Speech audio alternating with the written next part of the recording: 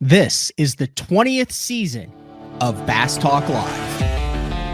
BTL is presented by Bass Cat Boats, Strike King Lures, Aftco, Pro Guide Batteries, Spro, Gamakatsu, The Bass Tank, Denali Rods, Beatdown Outdoors, and Sunline. BTL coming at you. Good morning, and welcome to another exciting edition of BTL Bass Talk Live, where we are going to talk about bass fishing. Yesterday was an interesting day, so we did a show with Ron and Spencer Sheffield. We did like the mega shows, and it was all about scoping and all this stuff, and I said I was going to go old school. I went super old school with Ron Sheffield, and really, really enjoyed doing that show based on the feedback. Ron really brought it, some stories that he hadn't told in years. You could tell he genuinely still had a passion for it and look back fondly. You'd probably look back fondly on a career that you make $2.6 million on, but that he enjoys following Spencer's career. And I'm going to do that more. I'm going to get more into some of the old school shows as we go, some of the stories, some behind the scenes stuff, especially guys who they don't have any, it's not a stick in the fight, or it's not a fight in the game. They don't have any, but we got to bring our guest in for today. Mark, what is the saying? They don't have a dog in the fight, right? Yeah, that's it. That's it, right? Yep. They don't have a dog in the fight. What's up, Mark? You're today's guest. I was literally stuck there, so I figured I'd bring you in. That's all right. No, man, we are, 17 days away. I got the countdown back there. From the start of the SNU bowling regular season? That is true. That is correct. Fort Worth, we're headed down there the first weekend in October. And, dude, I'm not kidding you, all right? I've coached teams for 30-plus years, all sports. I've never had a situation like what I am dealing with right now. And you will never guess what I'm dealing with. It just got nothing to do with drama. NIL? NIL? No, but that's a good guess. But no. Injuries. Bowling injuries. Dude, I mean, yesterday I had one of my top freshmen show up to practice, and he goes, "Hey, I just got back from the training room, and I've got a pinched nerve in my elbow." What? From rolling, what do they call it? Rolling the rock? I don't know. No, he's super athletic. I mean, he plays pickup basketball and what the hell? Apparently, I got to donate more money to the program because the BTL logo, which was probably displayed on the SNU page, is no longer. Do I seriously have to donate more money for 24? But that's not why it came off. It came off. I was messing around with the mobile version, and I hid the logo for spacing, and I just forgot to put it back. Seriously? Yeah. You realize that there's a lot of BTL listeners. I know. I will have that corrected today. I'm sorry. I'm saying if I need to donate more money, now you are going to take me up on this. If I need to if we need to donate more money to the SNU bowling team to make sure that the BTL logo is back on the website. Yeah. So listen to this. My number 8 freshman in the nation last year, out for the season, knee surgery. Bowling injury? No, he just hurt it. I don't know how. So he's out. Going to have surgery over Christmas break. My other top freshman, pinched nerve in his elbow. He's out for I don't know how long. He's got to follow up with the doctor on Wednesday. My top guy from Hawaii rolled his ankle playing pickleball and missed. See, that's ridiculous because the fact that you got someone to come from Hawaii to Oklahoma City to bowl, in and of itself, you should be rewarded of. Yeah. So yeah, the injury bug is. What is it? I mean, can you roll bowl with a bum ankle? He's back now. I mean, he wore a boot for a couple of weeks, but he's still way behind because we're trying to get. You know how you've got that special way that you want to have your boat arranged with all your tackle and the rods, and it's all just completely decked out, tournament ready. Boom, you're after it. Yeah. Bowling's kind of same way. You got to get all your equipment dialed in and have everything ready to go. And he's way behind because of his injury.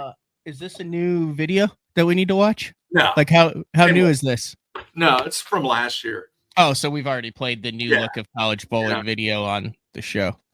Yeah. Yeah, it sounds like you need to have some sort of Pete's kind of on this. It sounds like no pickleball should be in their contracts. Yeah, that went down last week at practice. I told them until the season's over, no extra curricular activities. Really? We get through this. So it is what it is. But today, things are turning around because I have a big time recruit making her way with their parents from Rochester, New York, coming into town. They fly in today, and I have to pick them up at the airport. They're going to be here 2 days. Well, I mean, like you got time to do the show, though, right? You're not. Yeah, they don't get in until noon. Okay, here's what we're going to do. We're going to talk about some cool stuff in the industry. We're going to chit chat. I've got a bunch of stuff to cover, and I was just like, Mark would be a good one to bring in for this. And then we'll open up the StreamYard line. The link is in the YouTube description. You can copy it. You can put it into your PC. If you are using an Apple product, you have to download Chrome. You can do it on your phone, just as long as you have a good video and audio signal. You can hop on, BS, ask questions, do whatever you want. But we have a ton of things to cover since the last time you were on for just a segment. By the way, that shirt too. I did listen to the mega shows in my windshield time. Like I said, man, nobody in the industry could pull that off like you did, and it was epic. So thank you. Many congrats for pulling that off. Were you surprised that Duckett agreed to come on BTL post Mark Jeffries? No, he was super chill. I talked to him afterwards. What did he say? No, he said it went great. He said, he really meant what he said when he closed out the show about, hey, we need to do this more often. Listen, 30-second synopsis of that. I was super pissed when the transition happened between FLW and MLF, and I had multiple people that said, if you're pissed at it, if you don't agree with what happened or you feel like you got slighted, don't give the organization your business, right? Mm-hmm. But then I also, and you were one of them, was don't complain about it every single day either. So just take your stand. So I made my stand, and I figured I would know when I was like over it, right? Mm-hmm. And I think I'm over it. Like I still stand by, I got totally screwed. They still owe me 10 grand, but I'm over it. And I mean, like I was looking at the Toyota stuff that came out or some of the other things and was like, hey, like, this might fit into the schedule in 25 a little bit, which wasn't even an option in years past. So it was good. I guess my bridge was finished. I built my bridge and I got over it. No, it was good. It was good. And, you got to understand too, Matt, we've had multiple conversations about this. You're running a business and you're the leader in the industry when it comes to independent and really the leader when it comes to breaking down stuff that's happening in the industry. And, people love them, people hate them. There's not too much in between there when it comes to Boyd, but I think when something takes place in the industry that is affected by everything that he has going on, and it is definitely newsworthy, that I don't think that door's closed anymore. You can still get him on the show if you want. There you go. Dude, so I slept through an alarm this morning for the first time probably ever. And this is what reminded me of it. So that's a Celsius you're drinking, right? Correct. So I fished yesterday. I've never done this. This is the first time ever. And I was going to get a thing of a 24-ounce can of peach tea. Have you seen those? Like the cans of peach tea that are delicious. Yeah. But I passed the like the malt liquor section. And there was a Bahama Mama thing, like in a 32-ounce can for like $1.99. And I was like, damn, that sounds pretty refreshing. I did not know that it was 10% alcohol. So I drank that 32-ounce Bahama Mama last night, and then I slept smooth through. Wow. My 6:30 alarm. Woke up at 7:30. That's why I sent you the link a little bit later. Hey, man, back in the day, malt liquor was it was You didn't see that story spreading about because of the commercials that were on TV. Oh, it was delicious, but the amount of sugar in that thing this morning, and with having just turned 40, I don't know if you can tell, eyes are a little tight, but you also are not an Instagram person, but did you see? I went fishing with Cranford yesterday, and we went to all these little lakes that are in Oklahoma. It wasn't like a major lake. It wasn't a secret. You can tell pretty much if you watch the video where it was. So I hook one, and I've never done this before. I've always seen this done before, and it comes up, and we think it's like an 8 to 10 pounder. Okay. And it goes back down, and it gets stuck in a tree. And I can tell that it's like 7 foot deep because of how much leader line I have sticking out, right? From my braid to fluoro. So I'm like, dude, I'm going in after it because it's tail walked. We've seen it. It looks giant. So he goes Instagram live. I jump out of the bass cat, go with my line, swim all the way down underneath. And it was like 7 foot down. What? Find the fish, eyes closed because I've got my contacts in. Follow the line down, feel the fish, grab it, swim back up with the fish over my head, put it on the scales. It was a 696. You ever done that? No. How clear was the water? Was it pretty murky? It wasn't. It was it was just standard Oklahoma water. The only thing I was worried about was like kicking into another tree or something down there, but that was like the only tree in the area. That's impressive. It was really fun. I mean, it wasn't like fun because I'm a little nervous on that type of stuff. Here, I'll watch it.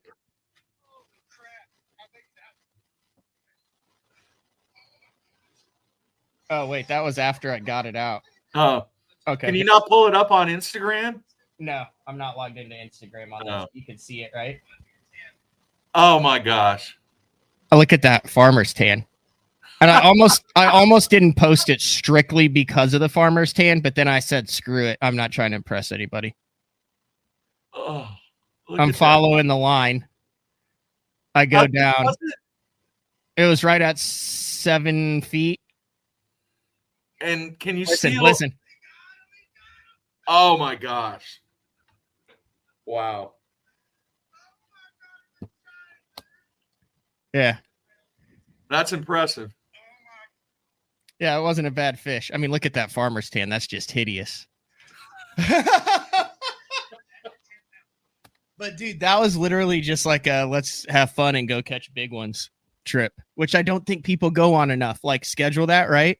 So I had recorded the Ron and Spencer Sheffield one, ran it at 8:30, called Austin and said, let's go try to catch a 30 rack. And we ended up with 26 and change. And then I broke one between 8 and 10 off. He broke one between 8 and 10 off.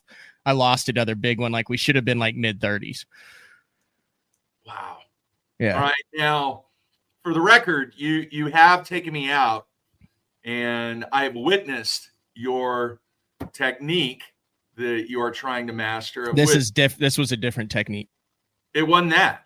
No. This was something. No, I didn't know the way I'm catching them now. I didn't know how to catch them when I took you out. Okay. Like I knew it existed, but I didn't understand it. And now I fully understand. You need to hop in the boat with me again. You probably won't catch any, but you need to hop in the boat with me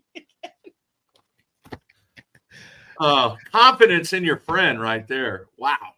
Well, I'm just being honest. So it's fun to watch. What we've decided the last 2 years is like if co-anglers, friends jump in the boat, like you need to be like honest with them. Like, hey, you're probably not going to catch any, or hey, this is the only way you can catch them, instead of like, just, keep throwing back there, buddy. Wow. Hey, when I was watching this weekend, some of the MLF team stuff that we're going to talk about. This morning I noticed I was scrolling through a couple of the pages, and does the name Vance Montgomery mean anything to you? Yeah, he just he's good fisherman. He just won the regional on Grand. Yeah, and you may not realize this, but this was like, wow, probably 30 years ago. He actually wanted to buy the bass zone. Really? Yeah, he offered me a price. Like I said, this is 35 years ago when I was first starting out. Well, that would have been fishok.com then.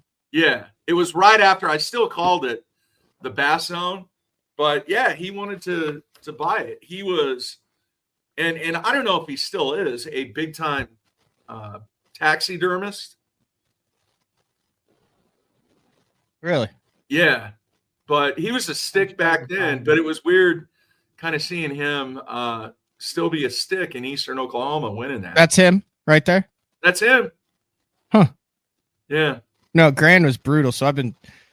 I don't care. I've been spending a lot of time out at Grand, Mark, because that goes off limits like October 11th to me for that Bass Nation Championship. So how long is it off limits? It's off limits for a month. Okay. So I spent I spent some time out there over the last week in Wisconsin. That's why you're seeing kind of like a scattering of some recorded shows and stuff and some live shows. Because if I can get someone on, I'm going to get them on instead of missing out on guests that I want to get. Like tomorrow, we're going to do a bass fishing, and we'll get into all this. You don't even have to, if you have to go, but we'll do a bass fishing Hall of Fame show for the auction we got Epic Eric coming on. We got Juice from Juice's Jigs. We're going to talk about all sorts of stuff. Milliken's back with that auction opens on the 23rd. Look at this. You know, Juice, right? Yeah. So Juice, he sold out 146 jigs on Lucky Lure Tackle in 2.5 minutes because Robert G from the Elite Series started using them, and then a bunch of other guys. And then he literally had like 6 of the top 10 anglers in the world slide into his DMs. And each time he called me just like losing his freaking mind. Like, oh, look at this. Can you believe this? I'm like, yeah, I can. Because they catch fish and they're like sneaky. But I had to make a 12 pack. Okay. So like retail, this is well over 100. So it comes with the box, right? And this will be on the bassfishinghof.com that opens on the 26th. And then I had to make what I believe are the 6 best designs on that. So like those are unavailable anywhere else. Like those are all tungsten. That's his tungsten that he sources. And then each jig. So like this color, an ode to that color. It's called Rodeo Queen. And that's look at cool. that. Yeah. So a full dozen of these. So like 2 of these, there's Tennessee Shad in there, in 1/8, in 3/16. And then he threw in some of the hair Mickeys. I think that's like some Arctic fox hair that's in there, but look at how gorgeous those are. What do they look like in the water? They're amazing in the water. Really? Yeah, they very streamlined, very minnow-ish. Huh. But anyway, so if you guys have heard of the Juice's Jigs or you're trying to get them, this will be a one-off auction, 100% tax deductible. 100% of the proceeds go to the Bass Fishing Hall of Fame that they're actually doing some really cool stuff with up there. But like, look at that. You get the whole thing. Like you literally have the best of all of Juice's Jigs. That's pretty cool. And then the other one is, dude, you don't know Epic Eric from Travis's channel and from Epic Eric's Bass Lab. You guys would get along famously. So he's like as old school as it gets, but he's got an in with all these hand custom painters and balsa carvers and all this stuff. So I had him send me all these Epic Eric Bass Labs. So all these are going to the Hall of Fame. And you'll be able to bid on these, but you can't get these either. Because I figured, heck, you got to go with like one-off stuff that people want, right? So like, look at some of these. There's like 20 of these. There's 3 packs. He overdid himself, but they're all like custom Epic Eric's Bass Lab Marty Burns stuff, like insane freaking paint jobs, all on like flat balsa stuff. Like you can't get this stuff ever. Wow. Like this should go for like $1,000. Like no joke. Like I'm looking at it. There's like 20 in this one. Like look at some of this stuff, Mark. So how do you get those? What do they retail for? I think Eric sells them for like 30 or 40 bucks each. I don't know. Wow. But they'll be on the Bid Pal site for the Bass Fishing Hall of Fame. I have to get my stuff in. I'm like behind on it, but those will be up there. It opens on the 23rd and it goes through the 26th, which is when the Bass Fishing Hall of Fame banquet is. Hey, who was the guy in the Table Rock area? What was that? Tim Hughes? Is that right? Yeah, that sounds familiar. Does that Who name would paint him? I wonder if he was still around. And he was a guy that everybody wanted his stuff. And he did some amazing stuff for a long period of time, but I don't even know if he's still around. Okay. So question. So we're doing the BTL experience again, which has gone off swimmingly the last times that we've done it. It's put you up in a hotel down the road for the night. Are you good for like $100 of travel expenses, Mark? Will you throw in $100? Okay, Marco. So $100 of travel expenses. I cover your hotel for the night. Then we do BTL in the morning, co-host, and then we go fish. And it's either big bass, educational, fun, crappie, whatever you want. If you win the auction. So the very first year we did it with JD, right? Yeah. Had the tackle shop, the kayak shop in Southern Illinois. He still sends me spices. He's got a phenomenal citrus spice that I just put on some shrimp yesterday. I'm not kidding. We'll just do a show and tell show. I don't give a crap. Juice from Juice's Jigs came over to watch the Stellar OU game. Oh boy. And did I save that picture? Oh yeah, look. Here he is right here. Here's his kid. There's this kid with the spice. He said it was like the best spice he's ever had in his life. So there's Parker giving the thumbs up. He wanted to take it home. So if you guys want that, I'll put the link in for that too. But anyway, he came and we did a bowling night the first year, right? Yeah. Can we bring that back now that you're back in the bowling game? Like, can we add like when they come in, like if they do a Monday show, Sunday night, bowling with SNU head coach Mark Jeffries, followed by co-hosting BTL, followed by a day on the water on a trophy bass or crappie fishing? Yeah, I'm in. Okay, that's it. I'm in. And hey, back and a bunch of other stuff. I don't know if you know this or not, but I mean, I'm also on the injured reserve. Yeah, you had back surgery, right?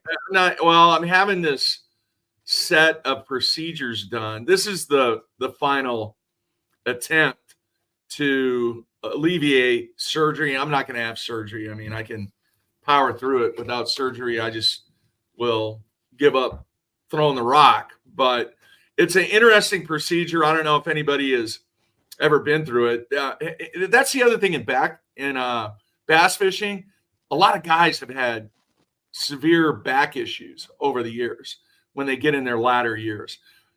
This procedure, he puts 6 needles in my back.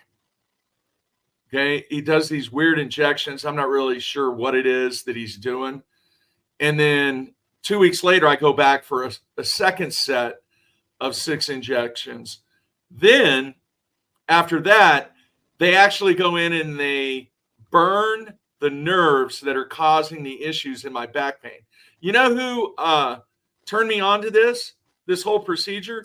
Mean Gene. Really? Yeah. When we were fishing down on the greatest small lake I've ever been on in the history of my life. Told you that story. That was just an incredible day. He was telling me about it because I was having so many back issues. So got the MRI, got it started with the consultation, and I had my first procedure last Thursday. So a week from this Thursday, I'll have my second one, and hopefully it works. What's the recovery time? It's a span over 6 weeks. Oh, okay, so we're good for like winter time. Yeah. Can we bowl at the SNU? Yes. Home lanes. Anyway. Yeah. Home lanes. Yeah. So it wouldn't just be like we're going to the Bowl-O-Rama down the street in Shawnee during disco night. Like we're gonna go to the official college. Yes. Can we get a tour of the facility? Yeah, I don't know what there is to see. Have you guys have a locker room, right? Machines to see how the machines have never work? been behind the scenes. Yeah. Can you take us behind and see how the pins work and the SNU locker room? Can we get some SNU bowling apparel? Do you think we could throw that into the package? Like, I don't have a hat, I don't have a shirt, I don't have any of that stuff, Mark. Yeah, we're getting ready I am to the corporate sponsor of the organization. The Booster Club is getting ready to open up a team store to where people can actually buy shirts and hoodies and hats and stuff. So yeah, whoever is the highest bidder for this complete package, I'll hook them up. Speaking of hats, so is that the complete set behind you of the Quantum hats? It is. Who was that? The hats were, wait, let me see if I can do it. Rojas? Yeah. Scroggins? No. Greg? Yeah. No. Rojas? Swindle? Yes. Grigsby? Yes. KVD? Yes. Biffle? Yes. Klein? That is it. That was when they all had their own individual colors with Quantum rods, the whole 9 yards. And from what I understand, they're going away. They're not going away. Quantum announced that they are 100% saltwater now. That is an interesting marketing decision to position their product. I don't know. I mean, since that whole thing went down and Luz took them over or whoever it was. That's why I said, yeah, they're with the same company, Luz and Strike King and Quantum now. Man, they had some good stuff. You know, I still have some red rods in the wrappers. Some of the Dean Rojas frog rods. That's crazy how strong they were in the bass fishing world back in the day with the KVD. I remember when I moved to Oklahoma. Now, granted, a lot of their marketing was out of Tulsa, right? With Dynamic and Alan McGuckin and that group, and they did a fantastic job. I mean, Oklahoma was everybody when I moved here was a Quantum rod or a Quantum reel and a Falcon rod. That was it. The Quantum Falcon combo. Mm-hmm. Here it is right here on In Fisherman product. Quantum's new saltwater, so they're fully saltwater now. But. So I still have still in the wrapper, I don't know, probably a dozen of those Dean Rojas red rods. I have 2 of the Biffle Q sticks, the blue ones. Those things were I mean, it was just like a mop stick. They were so stiff. A lot of people raved about the gold Gerald Swindle rod. It was listen. I will have all of the details out on Epic Eric's paint jobs, but I don't know it off the top of my head, so I'm not trying to leave anybody out on that. Like he sent me detailed descriptions on each one, and just as I BS with Mark, I don't know it, so it's not a slight because the paint jobs are phenomenal on them. Just had to handle that. What did I miss there?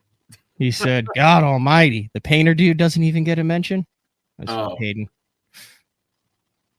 So, okay. But yeah, no, the Quantum was the deal back in the day. And each rod was the different color, so you could just look down and tell what rod it was. That was Kushnarik's idea. That was fantastic. John Kushnarik, man, that dude was in the industry for a zillion years and was really, really good. He did a lot of the marketing stuff behind positioning KVD when KVD went on his tear on the Elite Series too. So John was a good dude. Let's take a break, and when we come back, let's get into what we're actually going to talk about today. We're half an hour in. It's actually going on right now. It's the 2024 MLF Team Series, and I watched it 2 days ago for 7 hours, and it fired me up, Mark. And I called. What was that, Sunday? Yeah, I was fired up, was I not? You were. I'm excited to talk about it because I was texting so many guys, like, yeah. it was fun to watch, and we'll get into it here in a minute. All right, it's BTL on a Tuesday with Mark Jeffries, and then as we get into that, I will also drop the link. Go ahead and get ready if you guys want to jump on and chat with us live. The link, the StreamYard link for that, we've done this a couple times before, is in the YouTube description, and then during the commercial, I'll also drop it in the comments. So BTL on a Tuesday with Mark Jeffries. We'll be back right after this. The new Puma STS has been redesigned from the ground up. With the angler, design, function, and performance in mind, nothing on this new offering was compromised, and the only thing carried over from the previous version is the name.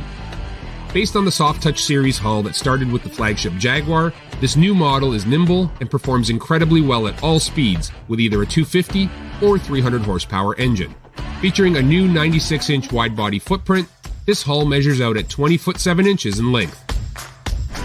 Industry-leading design coupled with tournament-winning performance. The Puma STS from Basscat. Feel the rush.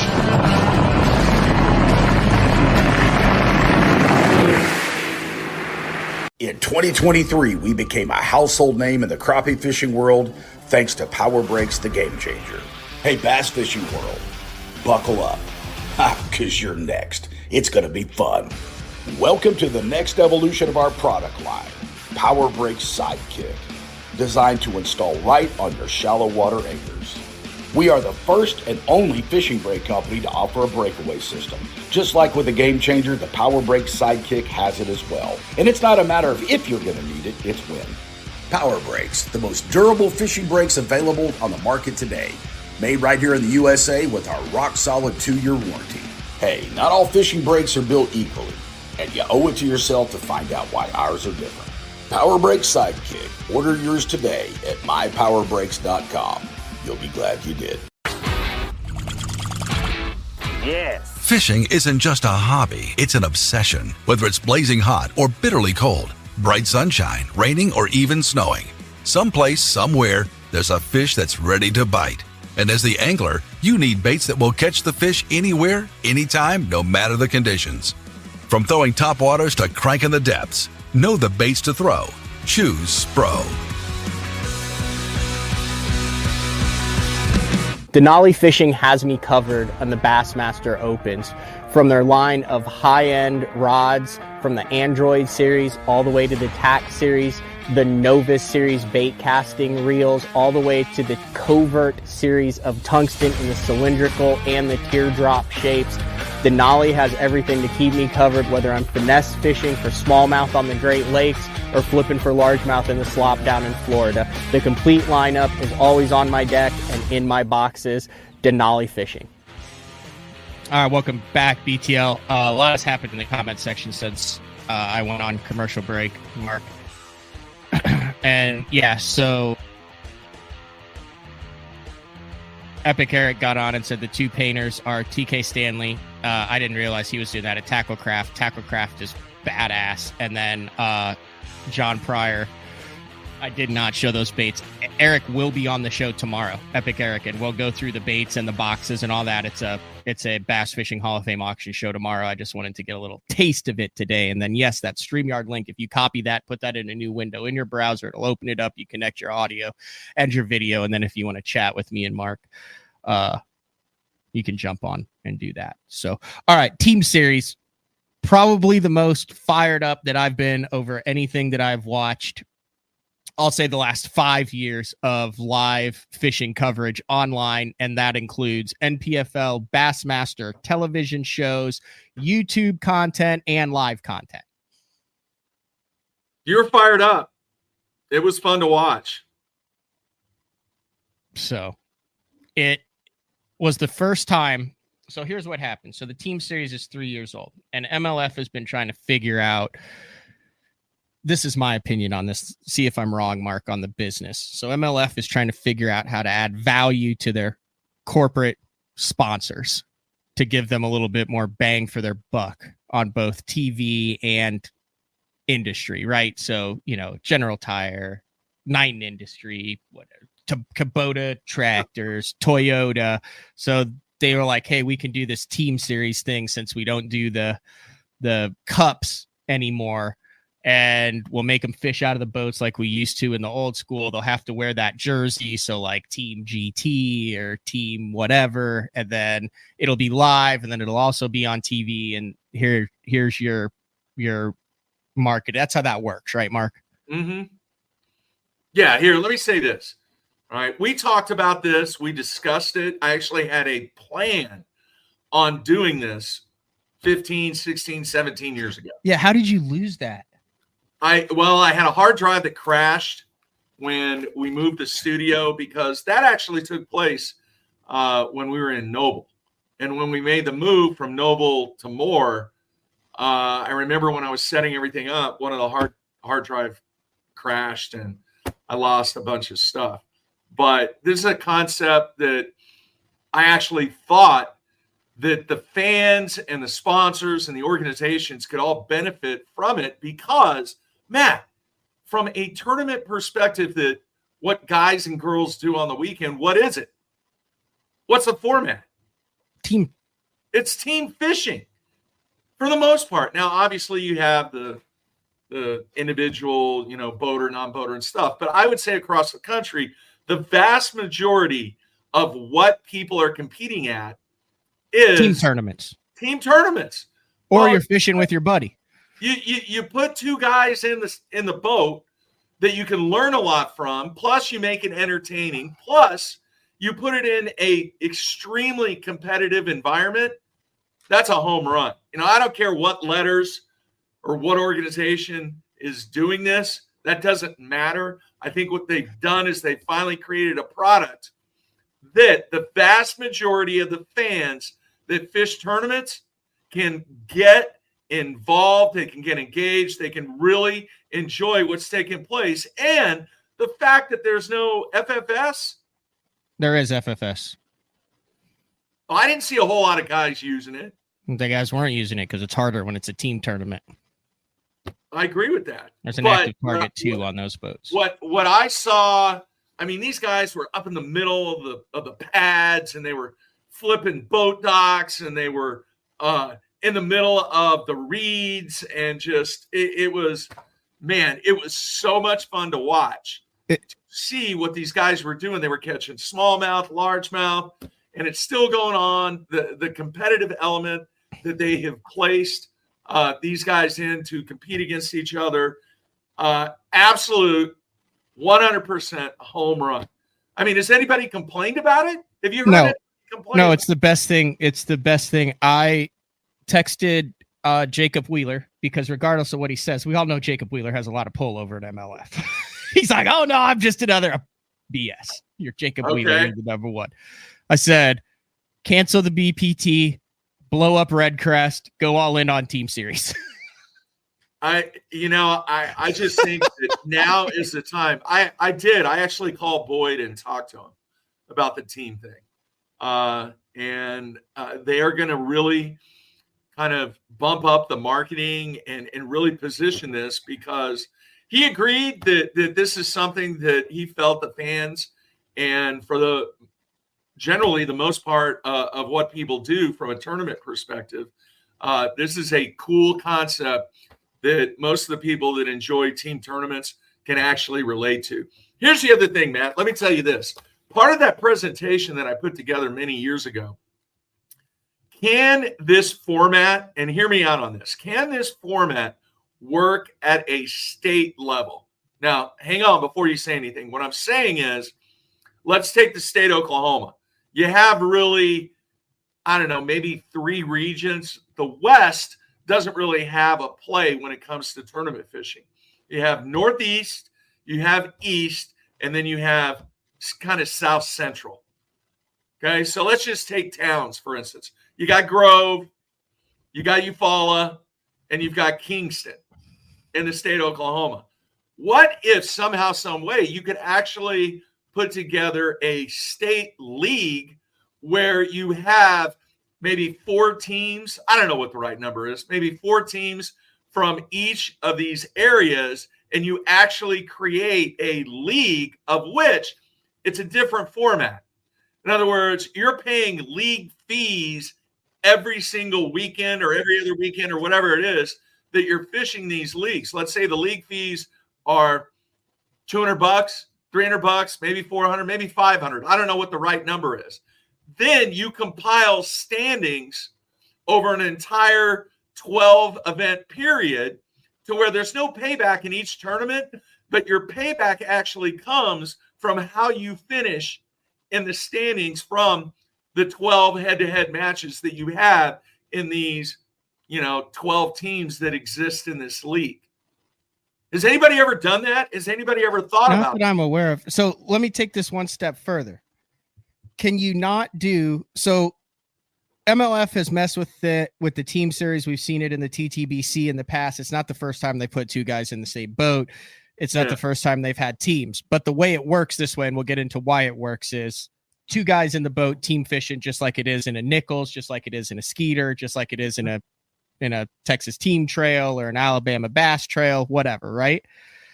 Could you not do what you were talking about, and you have 12 weekends or 12 events, and you register your team of 4 anglers? Now, people have lives, families, soccer tournaments, other tournament trails. Could the team then not, so the team is in the standings. You can fish any 2 people out of those 4 people on your team. If the same 2 guys, even though you have 4 registered, want to fish all 12, they can. You can mix and match. A guy's a good river guy. You go to the Arkansas River. I'm out on the river. Jim Bob's in for me on the river. Jim Bob can't do it the next weekend. Big time Timmy's in. And then you all have the 4. And at the end of the year, that's what it is. That's a great idea, great concept. So you're fishing against all the other teams. When I put that together originally a long time ago, that was the scenario. In other words, you kind of have a team manager or whatever that selects the lineup for each event that you're going to fish. Mm-hmm. All right. And then let's say you have the Grove, whatever. All right. And you go to businesses and companies that are in that area to try and market and support the effort that you're putting forth. Obviously, with the technology that's available in today, you're able to live stream everything very easily from the boat. I think it would put some juice in kind of a really not controversial, but really combative type of environment. And it's like what the bull riding tour is doing with the teams right now. And you've got a bunch of guys who are individuals that are going, what the hell does bull riding have to do with teams? But for a guy who doesn't follow it, or who follows it but doesn't know it, I'm not a bull rider. Like, yeah, man, like I'm rooting for the Oklahoma City Wildcats. Yeah. And they're learning how they can like work together on it. Now, here's a beautiful thing that they did. So they did a draft, which they've done the draft before, but they did it like midway through the year. Mm-hmm. So each guy, based on their Angler of the Year standings, was able to draft someone. Now that person was able to turn them down. Like, I think it was Matt Becker. Yeah, Matt Becker. So Rojas had a really good first half of the year. He drafted Matt Becker, and Matt Becker turned him down. Mm-hmm. So he ended up with Michael Neal. Not a bad second choice, but I love these unique team dynamics. So you have some of the stuff, so you could get maybe a Christie and a Biffle in the boat at the same time. But like the one that I watched, it was like Skeet and Ayler and the Jones brothers, and like who's competing today? Kelly Jordan and Keith Poche. Like the Robinson, Marty Robinson and his boy. So yeah, you have these really cool. So the best one by far, I don't think it could get any better than this, was Dave Lefebvre and David Dudley. That's entertaining. This is when I was all in on this, Mark. So, they start out fishing grass, and you could tell like Dudley wasn't super thrilled with what was going on. But with no practice, and they know what area they're going in, but they can't research, because MLF has had an issue with that in the past. When they go to these no practice, they find out where they're going, and then guys just blitz the lakes around that area. So when they go there, they actually have done it, even though they don't know what lake it is, because they know you're not going to fly into Oklahoma City and then be fishing mead. You know what I mean? Like you gotta, so they made that off limits. They gave them 21-foot boats. But then when they put them in, what they're doing is they are forcing on the water decisions. Now, this is what you struggle with. Hey, tell me about your day. And the guy's going, oh, well, whatever, blah, blah, blah. Now, if they're going to win and if they're going to do well, you have to know what's going on in each other's head, because someone has to be making a decision. Someone has to be trying to figure out where the fish are. Someone has to be figuring out what it is. So when they hook up, the questions that the angler who didn't hook up asked the guy who caught one, the decisions on where we're going to go next, the frustration when they're working together, when they're figuring the stuff out, it's organic now, right? Not the Jones brothers, the Jones, Alton Jr. and father, son. Yes. And so you don't have to force it, because in the process, the personalities come out. So now you've got, like, I'll be interested to see, I think Thrift and Sprague are fishing together. I would love to see, like, they're going to have to talk. Like, Thrift's not a big talker. Sprague doesn't talk anymore. So it'll be very interesting to see, because if you figure you have to talk to figure it out. So now MLF has the content. It's the 3 E's all in one boat, because it's entertaining. Because when Dudley loses a 5, Lefebvre's about to jump in. Then he asks Dudley, why'd you do that? Dudley's like, oh no, it frickin' happened. He broke it off. Then Dudley saws his rod off over the corner of the boat. Then Lefebvre's trying to talk him off the edge. Then Dudley's trying to re-rig, and Lefebvre's like, boy, that 5-pounder sure would have been nice, wouldn't it, David? And David's down there going, yeah, you think I intentionally lost the thing? Like, yeah, no, it would have been nice. And then he's like, but we're okay. Then when Dudley's catching him on the wacky worm, he's telling Lefebvre, hey man, like, you want to lighten that jig up? Like, maybe a smaller jig. And Lefebvre's like, nope, I like my jig. Dudley's like, are you sure you like your jig? And then he racks a couple, and he's like, see, I told, like, this is all stuff that goes on in team tournaments on a daily basis. Exactly. This is everything that we have. MLF, whoever is doing it, and the fact that it's just 2 people in the boat, no BS as far as the earpieces and all that stuff. Like, you got freaking Brent Ayler picking up a yellow Skeet Reese rod and making a roll cast. Like, I would never have thought, I thought that would probably like burst into flames in Brent Ayler's delicate hands there, but no, he did it. And then Skeet, once they get down, he's on high bypass. Ayler's trying to throw a frog. He's getting one twitch in before he has to reel it back in. Then when one angler gets a penalty, both of them have to sit down. Let me ask you this, all right? Let me throw this out there, Matt. If scheduling wise, if it worked out, let's not get into the whole logistics, but think about this. If they were able to have a MLF team tournament prior to the event that they were having, hang on, don't mix and match. Here's the question. How many people would be more interested in the team event than the actual event that would follow the following week? When I said blow up the BPT, I was dead serious. Flip-flop it. Have the individual events in the fall with 4 individual BPT tournaments that have it, and put the team series as the regular.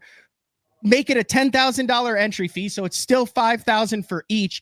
Then you can have $250,000. These guys are fishing for $20,000 with no entry fee in this. Yeah. Like, look at how competitive it is. Look at how hard they're trying to succeed. Look at how well they want to do. You want to really shake the industry up? Go the team route for your primary deal. Have these teams that become icons. Then let's say I'm BTL and I want to sponsor it, right? So I don't want to sponsor a guy for the entire entire season for $100, whatever. Let's say $50,000. That includes the boat wrap and that guy has a bad year, it's done. But listen, let's say for the same $50,000, I could get a little piece of Angler A, I could get a little piece of Angler B, and I could get a piece of their team boat. Now I've got them also on the individual. I've got the team thing. Now when it comes to exposure, I'm getting a ton more bang for my buck, because we all know that even though the industry is small, there's certain guys that follow different. I've got more access to my team and anglers, because instead of one guy going, hey man, I'm going to go kill an elk this weekend, the other guy's like, I just plan on watching college football. You want me to come into your store? You want me to do this? And then you have a piece of the whole boat. So like everyone still has their individual deals, but then they can bring it together for the team. And then you put $250,000 on each one of these, and you want to see competition go through the freaking roof. You want to see that stuff go absolutely nuts. Like, this is where it's at. This is what I want to watch, because we can all freaking relate to it. We can relate to when Hatfield hooks up on a 3.5 pound smallmouth, and Lucas is down there trying to get the dang thing, trying to land it. And you're going, dude, grab the damn fish. Like, quit screwing around. I don't care if you put a jerk bait in your hand. We need this fish in the boat. And your partner's going, you think I'm intentionally letting them flop around? Like, and then 90% of these fish are boat flipped, right? So now wait till you go on a fishery. I'm just getting started on this, Mark. Like, there's 7 more layers of this. Wait till you go on a fishery where it is a goat rope at the side of the boat. Yeah. You're going to have deals where this fish comes off and the guy goes, I had it in my hand, and the partner goes, what the hell? And I mean, it's chaos.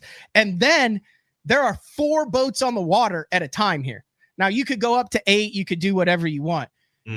There is not a fishery in the country that they cannot go to. It's a home run. You can go to a 500-acre fishery, 1,000-acre fishery. You could do different fisheries for every day because of the way that the format is rolled up. You can do the giant-ass spotted bass fisheries in Northern California. You can do pothole fisheries in Florida. You can go anywhere and do anything you want.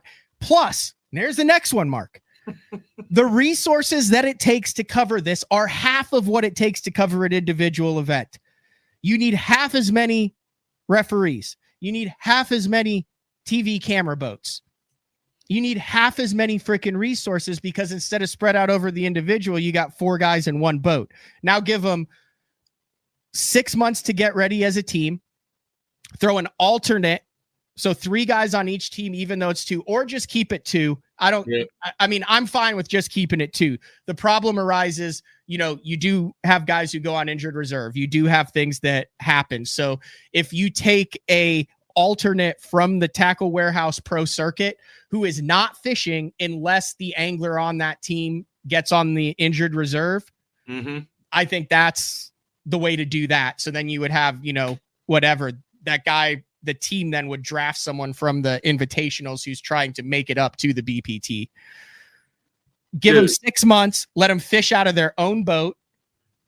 Most of the guys then would have a team boat, right? And then you would also have your individual boat.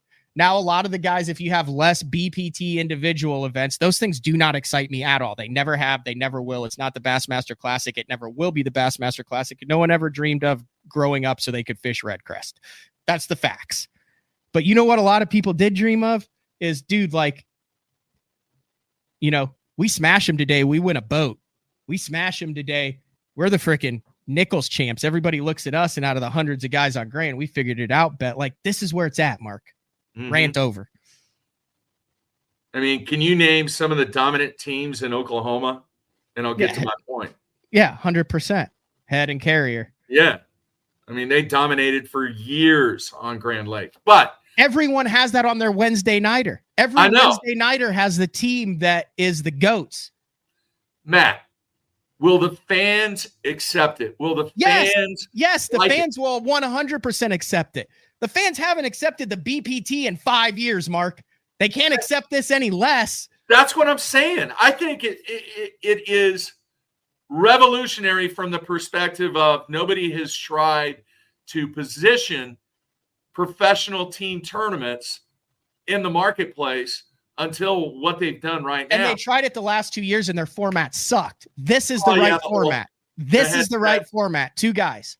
It's pure. Yes. It's the purest form of team fishing that exists. I mean, you got 2 guys in a boat. They go out, they fight, they celebrate, they conquer, They do everything that everybody that team fishes does. Now, is it good for the sponsors? Absolutely. Is it good for the anglers? Absolutely. Is it good for the organization? Might be one of the best moves that MLF has ever made. It is the best move. How many years have we been together and rarely do we agree on anything? Dude, I hate, like, live fishing coverage is fantastic. Like I said, it's been years since I've been pumped up for live fishing coverage. Baker Mayfield was playing for the freaking Bucks. You know how much I love Baker Mayfield. I know. I want to see Baker Mayfield with 11-yard runs into the touchdown to go 2-0 for the Tampa Bay Bucks, and I couldn't turn the dang thing off. I know. I was going to just glance at it, and I end up watching it for almost 2 hours. It's on today. It's on right now. I encourage everyone listening, you can go back and watch it, to go watch it live and like actually pick it apart on it.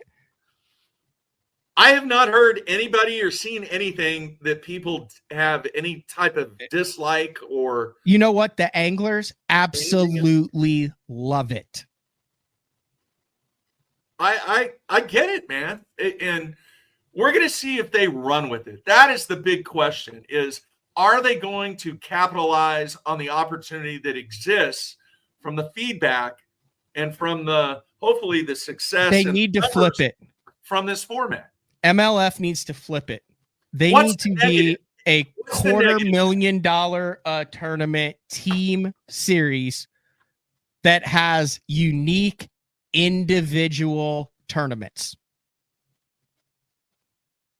What's the negative? Is there? And then you can still run it at the Invitationals and the Toyotas and the BFLs. There's no negatives. I don't see a single negative to this. Plus, you can keep your transducers or your forward fade.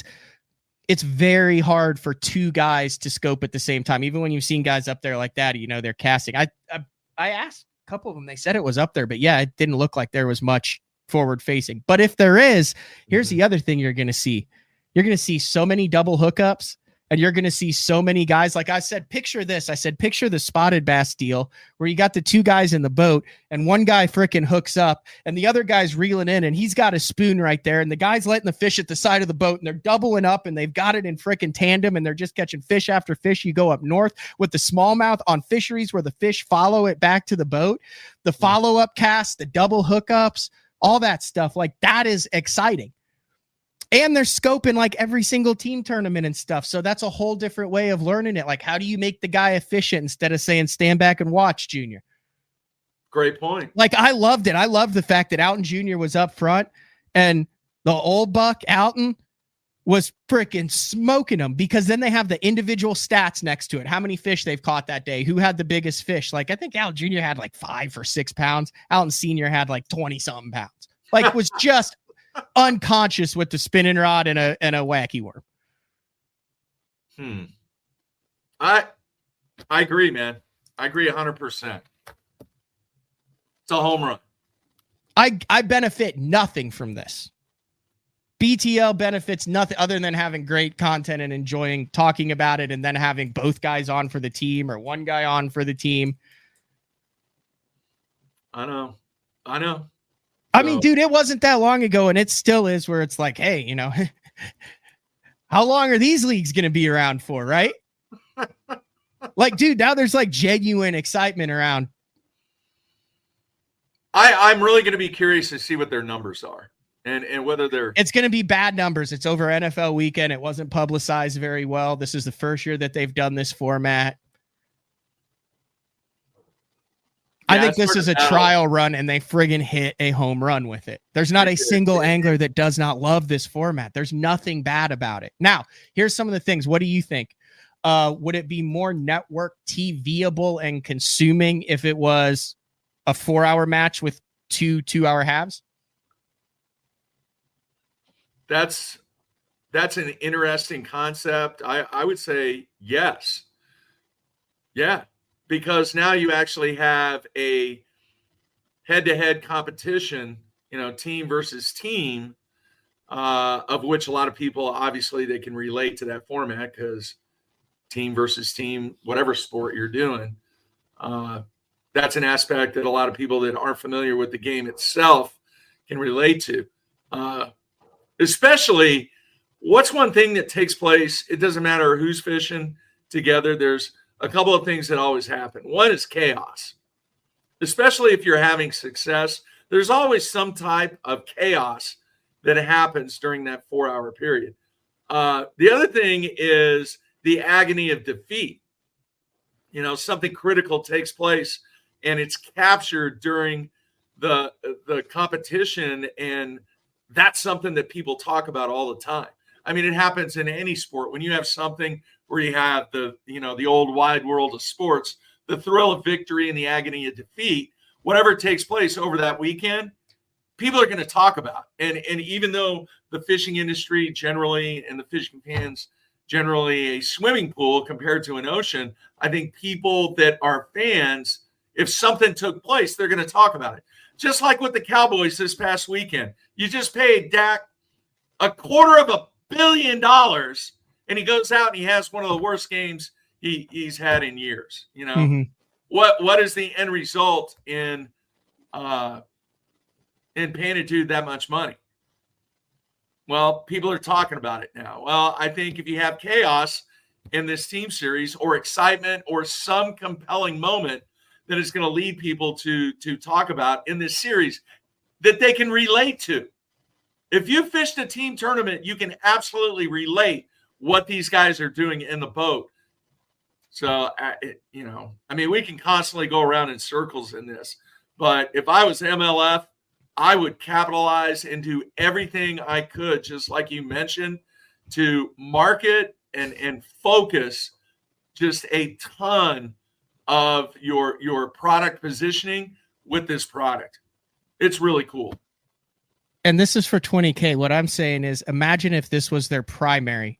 Everything is amplified by 10. Agree. And you still have the individual. You have the individual stats. Now you can actually have an MVP, not an angler of the year. Now you can have a league MVP. Yeah. Yeah. Hey, here's an idea. Since you're so enthusiastic about this, why don't you call Boyd and have him on the show to talk about it? I just had him on. We're good. No, I'm not talking. I mean, wait a couple months. But I seriously, Matt, I think obviously the buy-in that you have on this, we'll see if you can put that together, because I feel very confident that Boyd would do it. But I am in 100% agreement with you. This is a game changer to focus on. If there was a way, so listen, take off acronyms, right? Mm-hmm. So we all have a bias towards one or another. I mean, I'm a Bass loyalist to the day I die. I always will be. But I also, have fished FLW and MLF and all sorts of different stuff, right? Looked at the NPFL schedule, the whole 9 yards. Like, I also, if there was a way that me right now could start like fishing to get to a team series point, like if there was a team trail that resulted in this, like, look at that. When was the last time Skeet wasn't this excited when he won on the James? Watch. He didn't even catch the fish. Boom. Yeah, baby. Yeah, look at that. Attaboy, Brett. Look at those genuine smiles. When was the last time you saw veteran anglers that actually genuinely happy? It's been a while. It's been a while. If there was a way that I could fish my way to the top like this with someone, like, I would be on that trail. Like, that's what I would go all in on. Yeah, there was a comment. I'm trying to see. It was from Tommy. He says, I do think the team tournaments are super entertaining to watch. That's coming directly from the fans. And if you are a tournament angler or just a fan in general, to watch what they're doing, it doesn't matter what letters are up there or what organization it is. When you have that caliber of players doing the game that you can currently relate to very, very clearly, you got a home run with that. I'm not going to get in trouble showing all this stuff, am I? No. Okay. No. Sure. No. You're good. I mean, they're not coming after you, man. Haven't always been able to say that, have we? It's what? And then we kind of touched on it a little bit. Does this not have the trickle down effect? I think That's it what does. I'm saying. Yes, it does. And what I mean by that is just like what I came up with years ago. I think it trickles down to the local and regional areas where you actually can kind of create the minor leagues of team fishing. Can you not? I would think so. You got a waiver wire, you got a draft, you got, people on the DL. I don't think it's even a draft. I think you just start you and your buddy just sign up for it. You have an alternate that can. You got a free agent. You got free agency. That's it. That's maybe at the top level. But I also like the guys in the boat who want to fish together. I like the dream team matchups. I like the odd couples. I like the fact that you have a lot of father sons. I like the guys who want to get in the boat. There's nothing worse than a guy who's on a team that he doesn't want to be on. Agree. So, yeah, you could have that as an option. Like, you might get drafted with that, but I don't know how that works. I don't know how that works. I'm going to tell you this right now. Ultimately, you know what the cool thing would be at the highest level is these guys are actually salaried employees. They're actually paid to play. Okay. Yep. They get hooked up with corporate companies that want to sponsor them. And I'm not going back to the whole thing that FLW had at one time. And for those that may not be aware, there were guys that had deals with a lot of those FLW companies, but there was a lot of behind the scenes stuff with the Walmart play that was on that. But there were a number of guys back in the 90s and early 2000s. They were actually employees of those companies. So think about if you had, a team, you had 4 teams and they were, they were Chevrolet teams or Dodge teams or whatever, that they were actually part and employed by Dodge. Now, at the highest level, you've got a salary base, you've got health insurance, you don't have to worry about catching fish to pay your house payment or your rent or anything like that. Now you have kids that are coming out of college too, rather than, having to try and put together, $60,000 to be a part of the Elite Series or whatever. They're in an established position from a livelihood standpoint, from a career standpoint. And you get the exposure through the sponsorships, you get the exposure through the angler, and you don't have the pressure of going out there and having to catch fish just to pay your mortgage payment. So MLF is going to 50 anglers in 2 years, 65 this next, 50 the following year. Dude, that's 25 teams. Yeah. In 2 years, they need to have 25 teams. And instead of this at the end of the year, you have individual events that are sprinkled between a team series with a $200,000 to a $250,000 payout, where you have the 25 teams, the 50 anglers. You can put 25 teams on a fishery at once, no problem. It's 25 boats. It's 50 guys. It's the same thing that we have here. It makes it a lot easier to do no practice. It makes it a lot easier to do. We don't know exactly where we're going, the whole 9 yards. You want to fish the individual stuff. Those guys are more than welcome to fish the invitationals. Like I said, there's a lot of logistics behind the scenes, but you look at it. I think this is the future for MLF. Do you think Bass could pull it off? I think this might be a scenario where maybe the PGA Tour looks at some of the live golf formats and they have a committee that kind of slowly implements some changes that might benefit those anglers without strictly saying, yeah, we're doing a team series now. Does that make sense? Yeah, I think it could be much better positioned with MLF. I 100% agree. To me, I am totally fine watching the Elite Series in 9 tournaments and trying to qualify. They already have the platform for their product. Mm-hmm. That's what MLF, in my opinion, has been struggling with, was to create substance and meaning behind the programming. And the biggest backlash, in my opinion, especially in the early days, which that's gone, was the banging over the head about how good they are, how important it was, how much money it was, the whole 9 yards, because they were trying to show validity and importance with the red crest and all that. They organically have it here. Everyone can relate to it. Everyone wants to be a part of this. I mean, I fish every single day. I had no desire to be a part of the BPT or red crest. Just doesn't excite me. If I'm going to spend my money, I'm doing it in the Opens to get to the Elite Series and the Classic.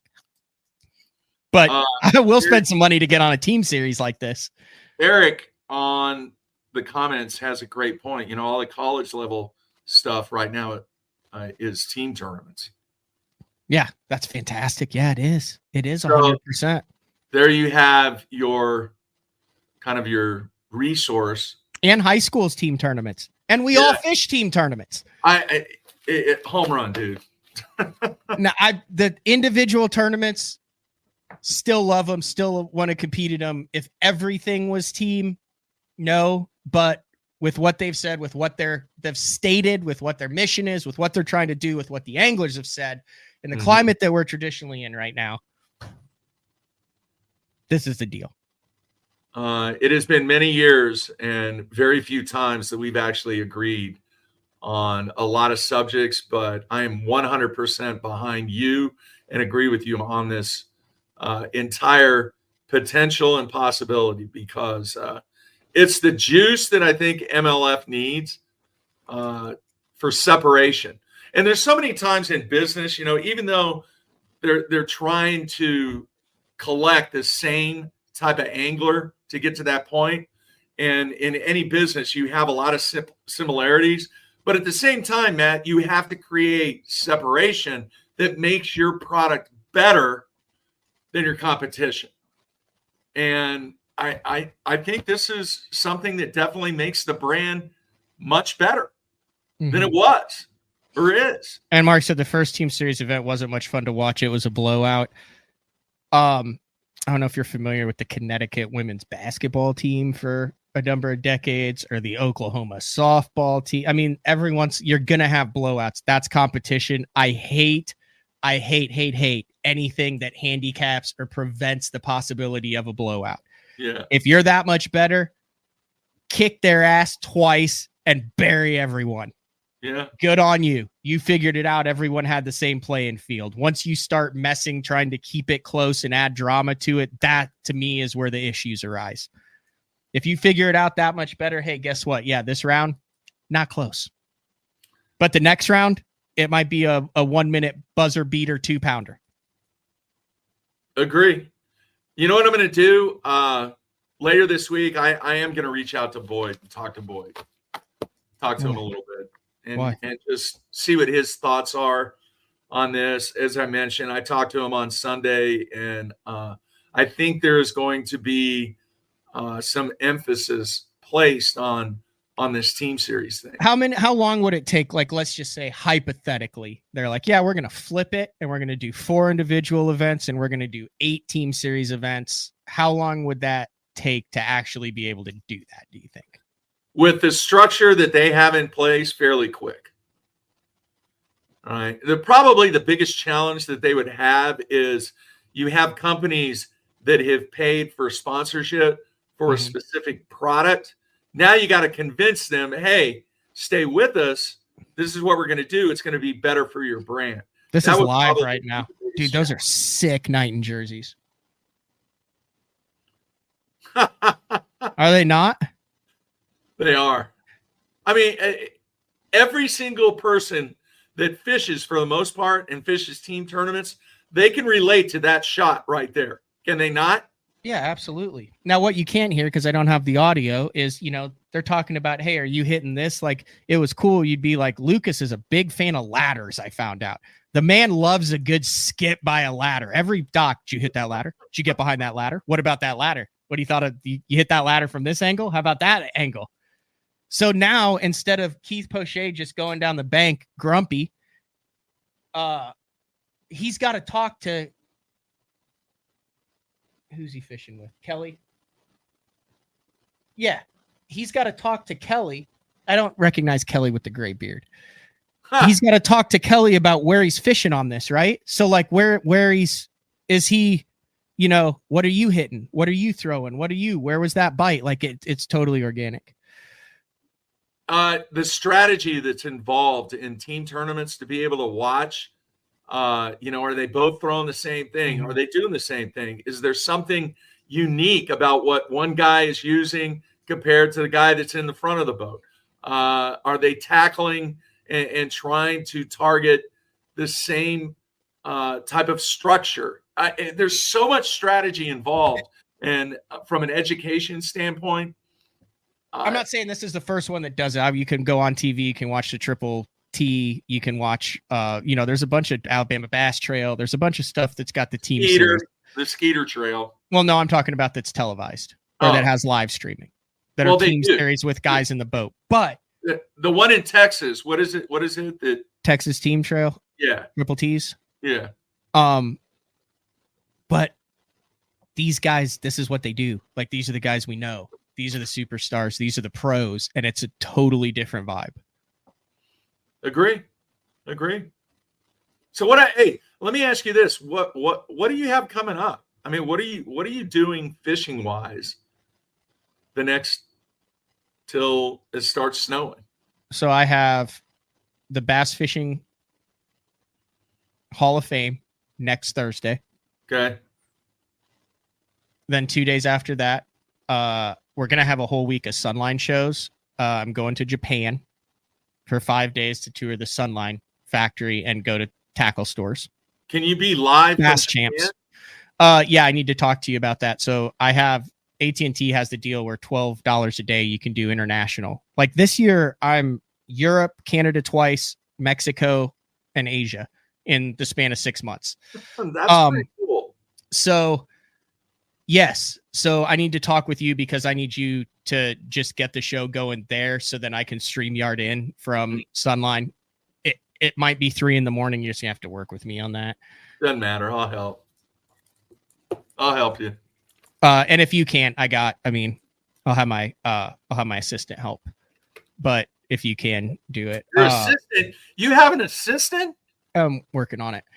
So then after that, the Bass Nation Championship, which is the second week in November, it goes off limits October 11th. So I get back from Japan like October 2nd. So I'll have like a little bit over a week. Those will be recorded shows that week where I'm living on Grand for 9 days before it goes off limits. Mm-hmm. And then a couple weeks off, and then the Bass Nation Championship in November. And then the week, October, after it goes off limits, Matt Steffen and I are doing our 7-day quest to catch as many master angler species as possible. When does that start? I got to have a chat with him. So it was supposed to start on the 18th, which is a Friday, and go through the 29th. Mm-hmm. But my buddy Greg is coming in from California, who I played hockey with at OU. Mm-hmm. And we're going to that. It's been scheduled for a year. I totally dropped the ball on this. And we're going to the OU game versus South Carolina on the 19th. So then that challenge won't start till the 21st. Okay. And then, and then Mexico. All right. So you're dialed in. What about you? I gotta get in the boat with you. I know. That's what you were asking. I was trying to figure out time-wise when you could actually take me. We can go that for a day that first week in October. After we get back from our first event. That's event? Our first collegiate event. Oh yeah. Which is the first weekend in October. You said it was in Fort Worth? Yeah. If people want to come out and watch the bowling team, they're welcome to. Absolutely. City View Lanes, and it's one of the largest centers in the Midwest. I think they have 60 lanes, and we'll take up about 40 of them. I think there's going to be over men's and women's teams. There'll be over 40 teams there. Kind of crazy. There's bowling balls everywhere. Everybody live streams now, so you see all these individual cameras that popped up. Oh, by the way, I did go I am customer on Verizon. You would have not shocking. It would have been a epic educational video if I would have filmed the whole thing, how to get something done when you have one of those corporations that you can't talk to a human being. Can you imagine that? A communications company and you cannot get a human being. But I made it happen, and I got my equipment returned, and I've got new equipment on the way. And the lady, once I finally got a human that wasn't in a foreign country, she took care of me. And she gave me her email address and phone number. And now if I ever have a problem with Verizon, I have a go-to person. Now, I wanted to ask you this, and I forgot to ask you earlier. Has there been any discussion, because I haven't even looked into this, but it is affecting other sports right now, the AI effect. Is AI going to be any kind of benefit or issue when it comes to fishing, Matt? If you even went down that path? Yes, I have. I don't think anyone really knows how much it's going to impact it. You heard what happened, and I tried to talk about it and got it wrong. You heard about the AI and stuff at the World Series of Poker final table, right? Yeah. It's the exact same thing. Like, Daniel Negreanu's on like all the podcasts going, like, is this where we want poker to go? Where we're just running simulations as to whether we should fold or go all in based on what the board is, based on what the hands are. Yeah, that is not a good thing for poker. And there's been other guys besides Daniel to express their opinions on AI. But, after that story and some other stuff that's taken place in other sports, I was just curious, because you're entrenched, if AI is even being discussed as a part of helping professional fishing and helping the anglers. I guess from a data standpoint, is data really that important? I know that AI is 100% helping in bait development. And I don't really want to say anything else on that.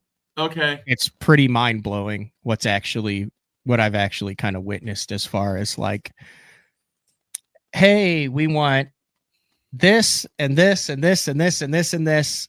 Put it all together and tell us what the best option is. And AI can say, make this. Yeah.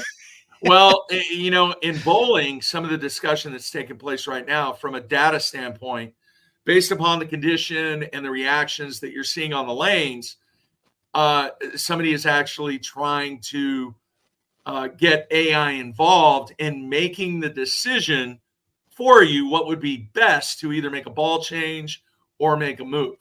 And you just look down at your phone and it says, oh, well, you need to ball up. And I mean, that's the deep dive app. That's all of the apps that are out there too right now. I mean, the Omnia Pro, like all that. I mean, it's telling you, it's using technology to put all of these factors together and draw from individuals to say, hey, based on this is your best option. Yeah. Okay. By the way, it was epic trying to get somebody on Verizon. I mean, some of my team was in my office when I was going through this whole process. They actually learned a lot. How many they didn't try to transfer out to go into I am customer mode when we were in the studio? Quite a bit.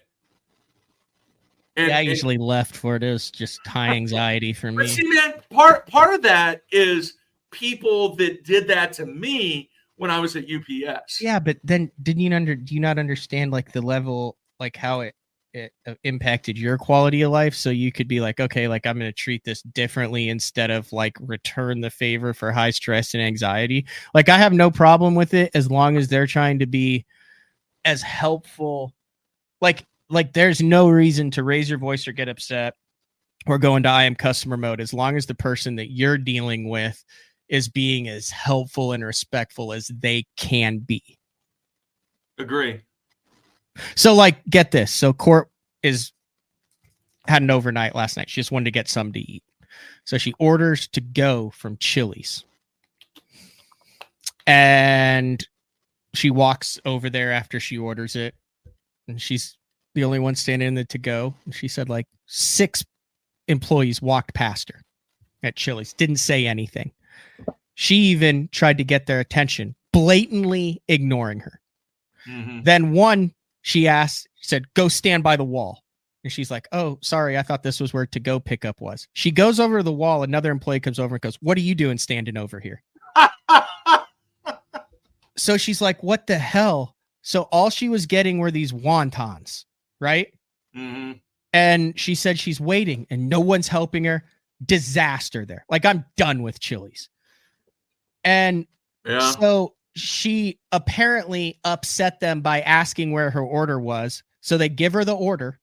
She gets home. They intentionally gave her just the wontons with no filling in it. Just as a screw you to her. That's called bad employees. I was ready to freaking fly to the location where she was at and go give them a piece of my mind. Wow. That's pretty bad. Hey, by the way, nobody wanted to talk to us? I didn't really. We went on a pretty good little rant there. So, I have the feeling I'm kind of hurt. Nobody wanted to talk to me. She sent me a picture. I don't know why I can't find this picture. Nobody wanted to talk to me. Oh yeah, we did. She left a horrible Yelp review. Google review. I'll have to see. I might have to have her double down on Google too. All right. Anything else? No, my graduate assistant and the National Collegiate Player of the Year runner-up just entered my office. Oh, she FaceTimed me because she was upset. That's why I don't have a picture of it. Oh. And I'm a Chili's fan too. Chili's is expensive. Nah, not if you go during like the happy hour stuff or the half price stuff. You can get so at Chili's you can get the fajita. So they're steak fajitas. Just get it for an order of the steak fajitas, and then both of you can eat it. Yeah. And then you go during half price appetizer. You get one appetizer and the fajitas. You're out of there for under $40, 2 people. Yeah, but a $16 burger, that's ridiculous. We're not getting the burgers.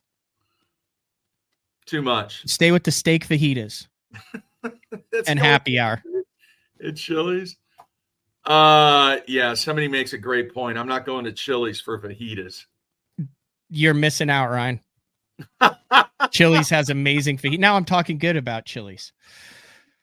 Oh, man, you are just on an epic, good tone for the show today. All right, I still have to run like 4 commercials. How often did you always, when you ran the show, did you run every sponsor, every single show? Remember, sometimes we would go, hey, we went long today. Sorry. We went commercial free the second half of the show. You don't think all the sponsors are going to drop if they're like, hey, like you only ran it 3 times this week instead of 4? No. All right, then we won't run any more commercials. Let's end the show. All right, real quick, what is the top restaurant on your list now since you got into the food conversation? Being a world traveler that you are. I will tell you what I enjoy, and it is a somewhat of a chain. Bricktown Brewery, just for quality and consistency, and then it's kind of a Midwest deal, I think. It is. But Bricktown Brewery is we have never missed at Bricktown Brewery. You know who started those? No. His name was Jim Brewer. And Jim Brewer was he was vital in the resurrection of Bricktown in Oklahoma City. His son worked at UPS. Really? And continued to work at UPS when Jim was making I think his first name was Jim, was making millions in the resurrection of Bricktown. All right. It's okay. What about you? I'm a Charleston's. Hal Smith restaurant. Yeah, but Charleston's is for someone who majored in finance and then retired after 25 years and then had a secondary career. Charleston's is a little bit highfalutin. You take Carolyn to Charleston's, you're not getting out of there for $100. It's right at $100 for both you guys to get out. Probably. With one drink apiece. Probably. We can do Bricktown Brewery. You can do Bricktown Brewery, 2 people, $35. So, have you done the $5 McDonald's meal yet? I don't do fast food. I've done fast food maybe the last time I did fast food, which was an epic fail, which was delicious. Just the after effects were catastrophic. Yeah. Was Louisiana Popeyes. I love their Popeyes shrimp, like the buffalo shrimp, buffalo chicken, the buffalo wings. Love them. The system does not. The system does not. Hey, how's Frank doing? He's good. He is donating stuff. I got to get him on for tomorrow. He redid his bathroom. That went okay. He's very happy about that. He's catching fish. He's enjoying merging old school tactics with new school technology. Mm-hmm. He's trying to figure out when he can come down with my crazy schedule. I mean, we got show 200 coming up. He's got like signature series stuff that sells out within 3 hours after it goes live. Mm-hmm. And they're loving him over there. We're loving him here. All right, man. Last thing, really a couple things. One, thanks for having me on. I hope the people don't get upset when I make a sudden appearance. I really enjoy. Why would they get upset? While I'm doing that. All right. And then the other thing is, dude, give me the percentage of probability that OU gets a win with Tennessee coming to town. Yeah, I'm jumping on Baxter the Bait Man. He's a Tennessee guy. I'm jumping on his live stream tomorrow night. He said, do you want to make a bet? And I just said, absolutely not. I would hope that that we have a few tricks up our sleeve that we have not tipped our hand in the first 3, and we just methodically grinded it out, and that we will unveil a new, more productive offense. Now you have to remember though, we're missing like real key, wide receivers, Anderson, Farouk. We're missing a lot of guys. So JXNR doesn't have a ton of guys to chuck it to right now. But yeah. I don't know. I mean, Tennessee has never, since I've been following, since the Manning era, has never been able to put together a solid season. We've got them twice the last couple of times we played them. I think it'll be way closer than we think, because how many times has OU started out just epically blowing out guys, just like Tennessee is, and then boom, we face good opponents and we're like, oh, we always do this. We blow everyone out and then we don't face any competition. Well, we face some competition this year, so maybe it'll work to our favor. You're a smart man not making that bet. All right. You think it'll be a blowout? It's going to be ugly. I don't think it'll be ugly. All right. I think OU has a very good shot.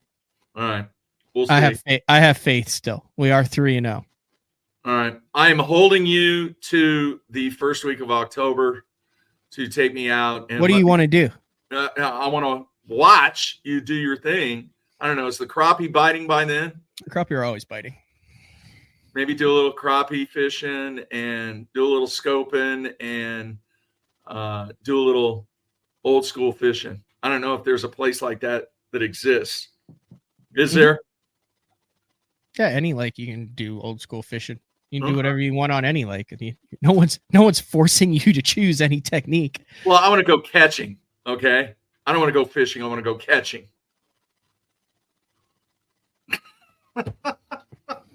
Okay, but I'll watch too. I don't mind watching. Yeah, no, you want to go catching. I mean, it sounds like a guy who really likes scope to me. I don't know it. I just have seen you catch a giant on it. That's really it. All right. Tomorrow we're going to do 2 shows, 8:30 a.m. Central Time. We're going to do a Bass Fishing Hall of Fame show. I'm actually going to work on getting those plugged in today and actually figure out when that auction opens. Everybody can get on BidPal through bassfishinghof.com. A lot of great trips, a lot of great experiences there, including the BTL experience, including the Epic Eric's Bass Lab stuff, Juice's Jigs, the Milliken trip, Frank Scalish's one-of-a-kind, hand-painted, framed, matted. He showed it on the last. That thing is going to go for a lot of money, too. So I'm going to do that. And then at 9:30, he's been on every other podcast. I haven't had him on. Robert G., like 4 top 5 finishes in the last end of the year. Really did himself a lot of good. In the Angler of the Year points, he's going to be on at 9:30, so a double dose of shows. Hey, listen, we're headed towards the end of the year, folks. Mark did this once a year. I'll keep him on here. He'll be proud of me that I'm doing this. If you listen on iTunes, and there's a lot of people that listen on iTunes, and you have not rated and left a comment on BTL, hate it, love it, indifferent, 5-star review and leave a comment. Those go to sponsors at the end of the year. That's how you guys can give back to allow more great content coming at you 4 to 5 days a week. And then also on YouTube, create a Google account, subscribe. We've had over 500 new subscribers over the last month. We're approaching the 20,000 mark. We should be at 100,000 if Mark had any foresight, but it is what it is. That's awesome. Leave a comment, share, like all of that stuff. If there is a product that you've purchased that you are happy with, that you're not happy with, whatever, anything that's up there, especially over the last 3 years that I've taken this thing over for Mark, I use everything that I talk about that sponsors the show, etc. Love to hear the feedback. Love to hear you guys talk about catching fish on stuff, or if you have questions about products, sizing, boats, whatever, hit me up. But that's all we got. Sound good, Mark? Yep, you're the best in the business, man. Keep doing it. All right, we made a pretty good team. We talked a lot about Team Series for a number of years. So yeah, I gotta make sure keep getting you back on. Get the BTL logo back on the I will. I'll fix that. SNU website. I will. That's disrespectful. Sorry, man. I'll fix it. All right, this has been another edition of BTL Bass Talk Live. We will talk to everybody tomorrow, 8:30 a.m. See ya.